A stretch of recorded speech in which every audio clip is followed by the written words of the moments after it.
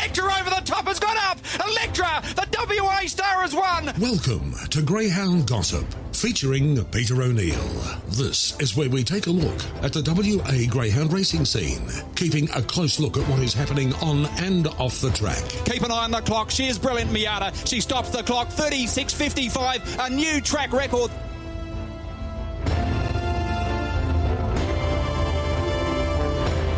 Very good morning, everyone, and welcome along to Greyhound Gossip on this Monday morning. Big weekend of greyhound racing with the chase final on Friday night at Mandurah.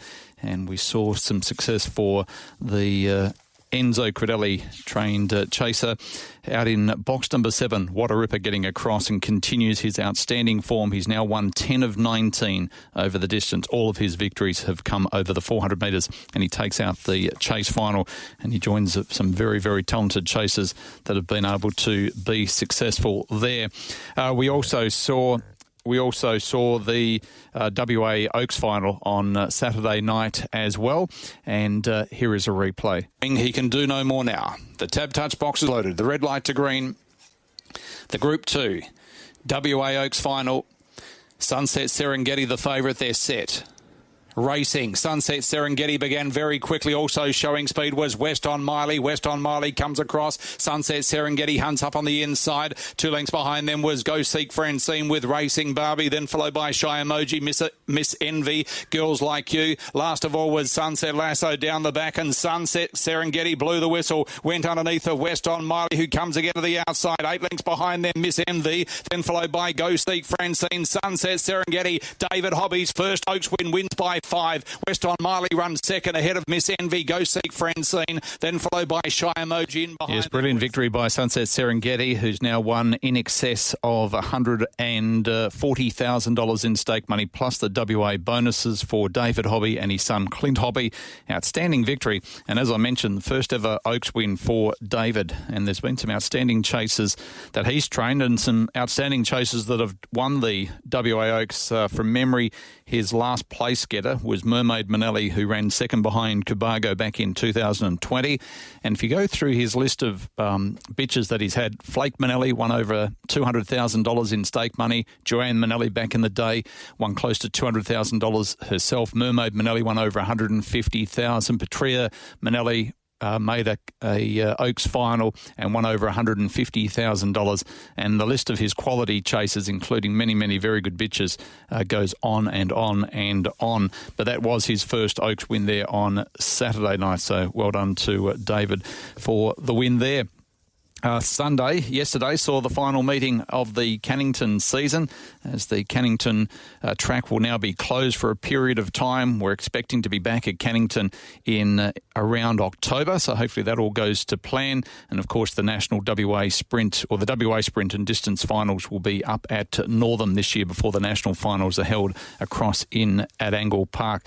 So some of the big races like the Winter Cup, the Winter Maiden Classic, the Paradise Street Trophy, the West Chase and the Distance Potential will be moved down to Mandurah and run over the distances there, but there will be some feature races that are conducted up at Northam throughout the year.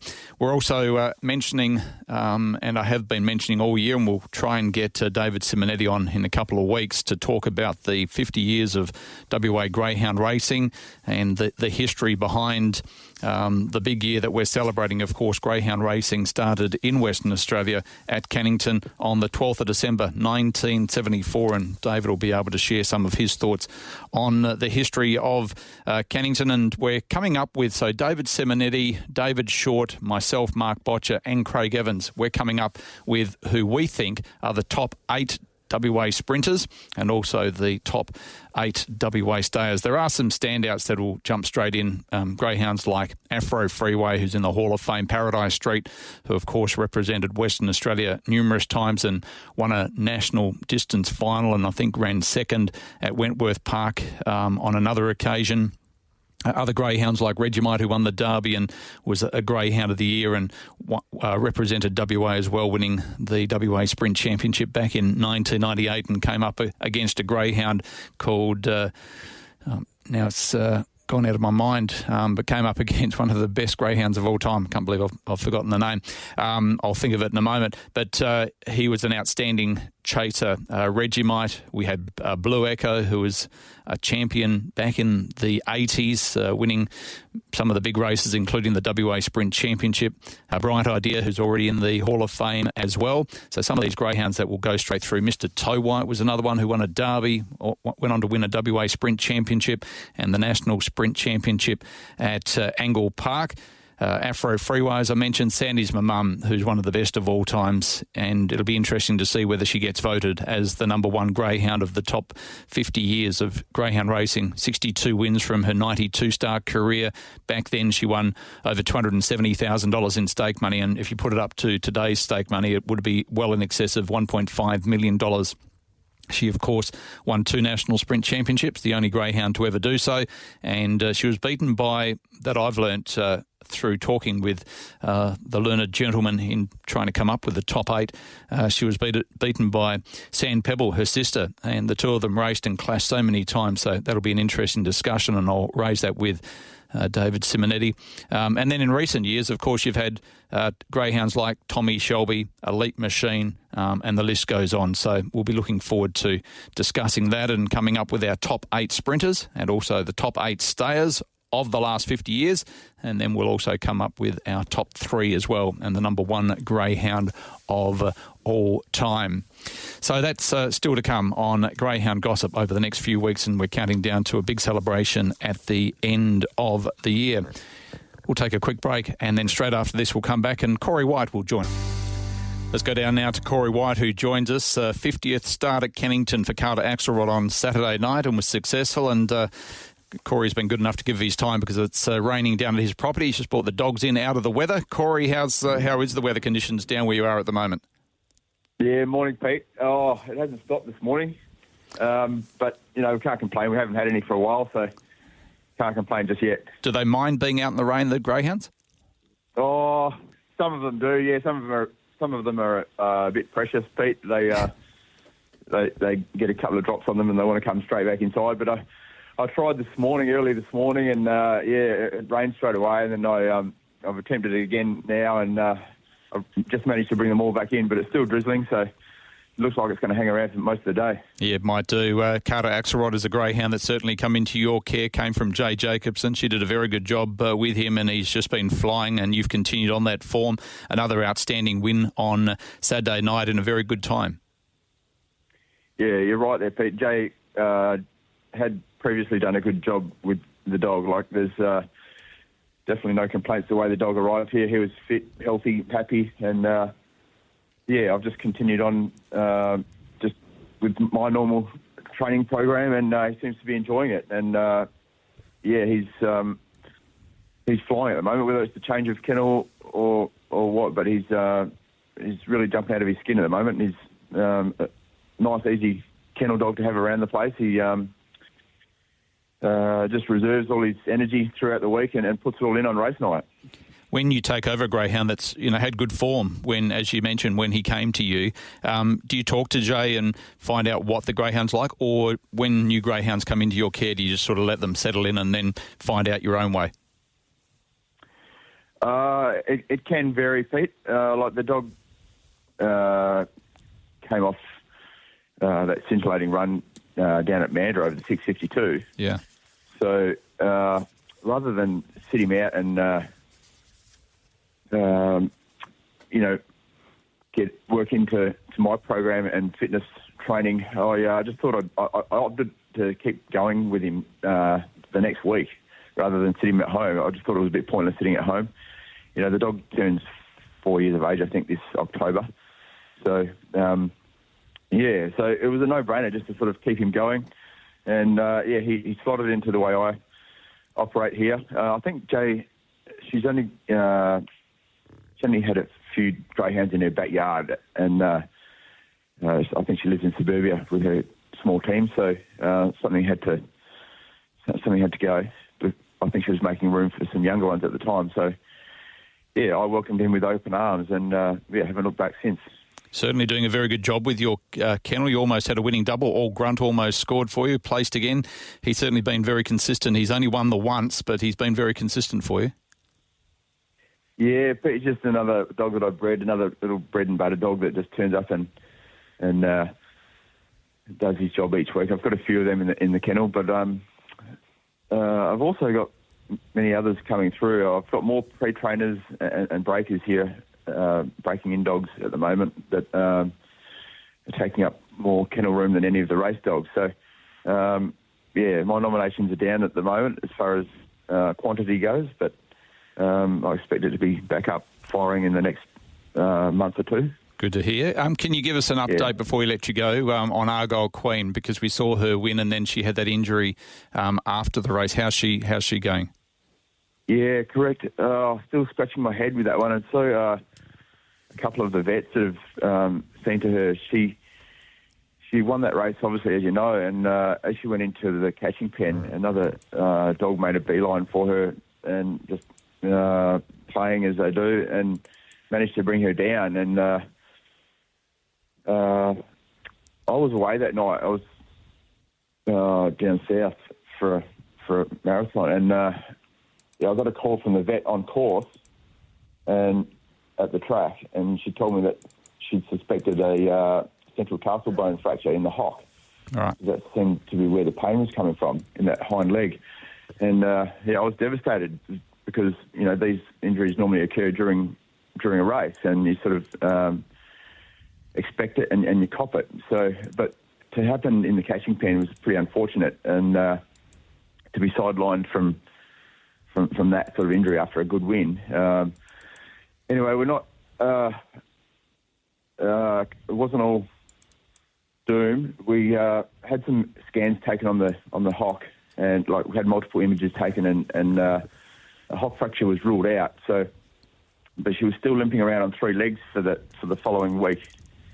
So she limping around. She was getting around on three legs, sorry, and so there was still some sort of underlying fracture or ligamental damage there, and so the vets took more X-rays of her fibula, thinking it might have been coming from a bit higher, but they've ruled that out as well. So now they're telling me there could be some nerve damage, which is obviously that sort of injury, like when a dog falls in the catching pen, there could be some nerve damaging or some bone bruising type of thing. But there's no real clear indication as from the images we've taken as to for there to be a fracture of the hock or the fibula. So I do think she will return to racing, because there was some doubt there at one stage, but at this point of time, she just needs a bit of time and a bit of rest and a bit of confinement,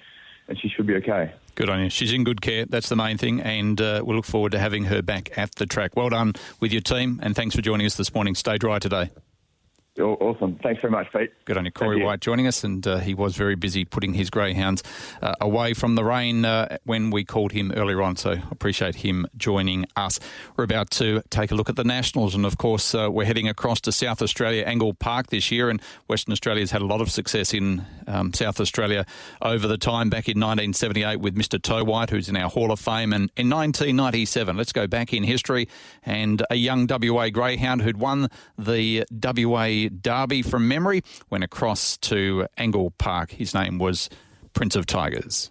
Of Tigers away fairly. Wineglass showing great speed. Wineglass getting across. Prince of Tigers, then Oak Raider, Chicago Blue. Larrica McLaren into the fray from Malawi's mate. Kit Nelson and last Keto's Millie. A two-dog war down the back. Queensland versus Western Australia. Wineglass about to be grabbed by Prince of Tigers. 3 to Chicago Blue closing in. Then Oak Raider and Larrica McLaren. On the bend, Prince of Tigers went for home. He dashed 2 in front. Chicago Blue going to second, but it's a Western Australian victory. Prince of Tigers wins.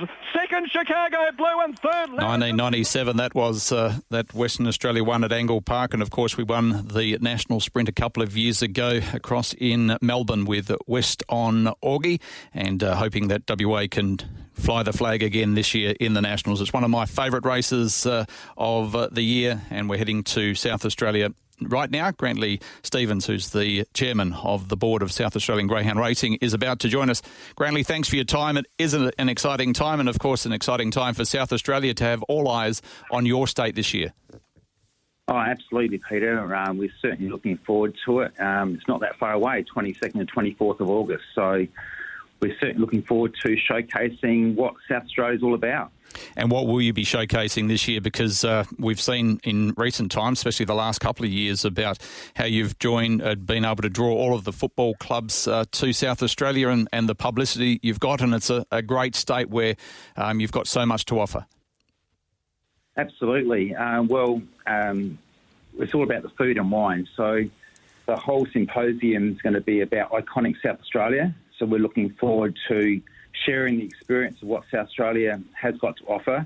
I think we are quite unique in Australia in the sense that we do have the best food and the best wine here in South Australia, all within an hour's drive away from our CBD. So we're hoping that Greyhound participants will get out and about and perhaps enjoy McLaren Vale or the Adelaide Hills, the Barossa Valley, and really have a great week here in Adelaide. We saw last year Melbourne do it so well out at the Meadows, and being able to get out to Hillsville to see straight racing. Will we have straight racing part of the Nationals this year? Yes, absolutely. So Saturday morning we'll be at Murray Bridge, which is a unique venue in itself. We've got the two tracks there, the straight track and the one turn. That was only built 4 or 5 years ago. So we're looking forward to showcasing Murray Bridge. That's the Saturday morning.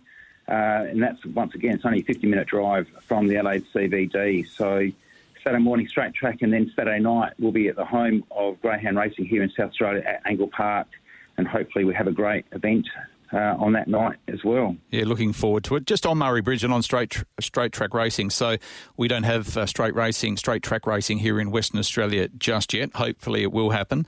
What are the advantages that you've seen since you've started straight track racing in SA? Yeah, well, clearly it's all about the animals and the welfare of the dogs itself. So obviously, without having collisions on the first turn that we often do see, it does provide perhaps the least experienced dogs the benefit of being able to run up a straight track. Generally, it's over 350 metres. We've got two starter boxes there at Murray Bridge, but we do strongly believe that with the one turn and the straight track at Murray Bridge, that we do provide a safer environment for our dogs to do what they love doing, which of course is having a sprint. The South Australian Greyhound Racing over the last probably 18 months has been in the news probably for the wrong reason, or definitely for the wrong reason. Do you think this is a good time that the Nationals are being held in South Australia, that it actually gives you the opportunity as a club and as a state to actually show the rest of Australia and South Australians, how well controlled South Australian Greyhound Racing is? Yeah, it does give us that opportunity. As I said, we're really looking forward to celebrating what South Australia's got to offer and the iconic South Australian experiences. The focus has been on us. There's no doubt about that. We have got great support, though, from the state government here, from both sides of the politics. So it does give us the opportunity to demonstrate what we have been doing. As far as the inquiry is concerned, we have really been rolling our sleeves up and getting stuck into a lot of those recommendations. And we want to share those at the symposium. So we're happy to talk about and be transparent. Everything we're trying to do is obviously it's all about the dogs. It's all about their welfare. We want to be best practice, best standards, and we like to think we can demonstrate that when participants come and have a look at our venues and see what we do offer. I think they will be pleasantly surprised. And as I said, we just really want to showcase what we're all about. It is a celebration. The inquiry has put a focus perhaps on a couple of the negatives, but they are really in isolation, and I do believe and strongly with our team we'll be able to really showcase what we're all about. Yeah, looking forward to it. So it's Thursday the 22nd through to Saturday the 24th, and it's all eyes on South Australia. Tell us a little bit about yourself, Grantley, and I think you've been on the board since early 2010, 11, around that time? Yeah, not quite that long, but yeah, it's just over 10 years. 10 years, yeah. I'm actually a chartered accountant with a bit of a sports administration background, heavily involved with the Port Adelaide Football Club, which is another great sporting club here in South Australia. So heavily involved there, being on the community club board and also the finance committee. Do love sports administration, and over the last 10 years with Greyhound Racing, we've been able to develop our tracks. We've spent significant money at Angle Park, Once again, talking about Murray Bridge, but we're able to build that. It was a greenfield site when the industry perhaps was going through tougher times in 2016, 2017. Yep. And we were able to really flip that and build a fantastic venue there. We've done up Gawler, and we have a great facility at Mount Gambier as well. We're looking to some positive announcements about what we're doing in Mount Gambier soon. So, I suppose it keeps me busy, but I really do love the people and I love the dogs. We've got a greyhound ourselves, which is just fantastic for the family. Good on you. Thanks for joining us this morning, and looking forward to South Australia putting on the Nationals. It's, as I said, one of my favourite times of the year, and WA's done pretty well over in South Australia with Mr. Toe White and Prince of Tigers. We might not have done very well with the West Coast Eagles against Adelaide yesterday, but hopefully we'll put up a better performance when we come across our top greyhounds come across there later on in the year. Thanks for joining us. Yeah, we're really looking forward to it, and hopefully we'll see you over here, Peter. Cheers. Good on you. Grantley Stevens, who's joined us, he is the chairman of the South Australian Greyhound Board, and they're doing a very, very good job. They've been through some difficulties, but they're really looking forward to having the National Sprint and Distance Championship across in SA. Greyhound racing, as I mentioned today, coming in from Northam, so looking forward to that. We'll take a break, and then after this, Tim Walker will be back, and he will take you through Offen Pacing.